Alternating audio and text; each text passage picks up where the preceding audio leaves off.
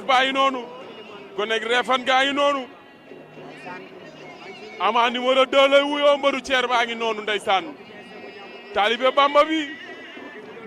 borom sono bu leer bi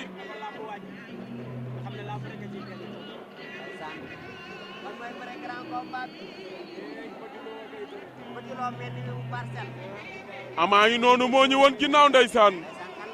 xale bu yaru Grand Yoff gi ñëpp ñëw nañu wuyu si ko waa lamb séeréer ceer ñu ngi lay bége borom sono bi arbitre bay ngi wax ak ñoom ba xam noppi li lamb bëgg ak li lamb bañ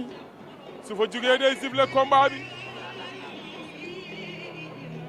arbitre bi moo ngi wax ak ñoom lu lamb nangu ak lu lamb bañ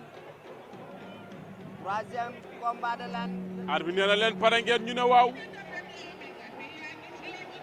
arbitre bi nee na leen pare ngeen ñu tàmbalee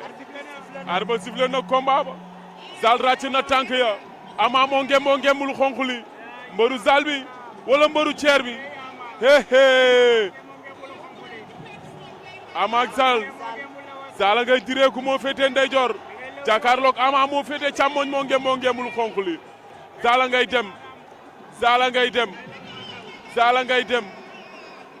tànk yi sorete woon nañu fi cong bu yeggul mën na fee am ràccante nañu Zal cokaas na Ama bërekat la gis nga Zal door na Ama riposté na jël na ko day jeex daan na ko day jeex waxoon naa la day jeex su la jëlee mu jeex ceer a ko ngemb waxoon naa leen ko mbëru ceer la waxoon naa leen ko la ilaha illallah Ama daan na ko Ama daan na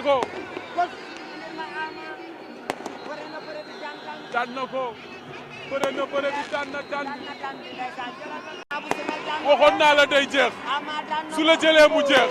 ceer a ko ngemb waxoon naa leen ko mbëru ceer la waxoon naa leen ko la ilaha illallah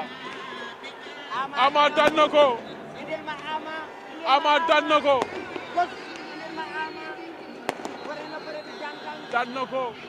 bëre na bëre bi daan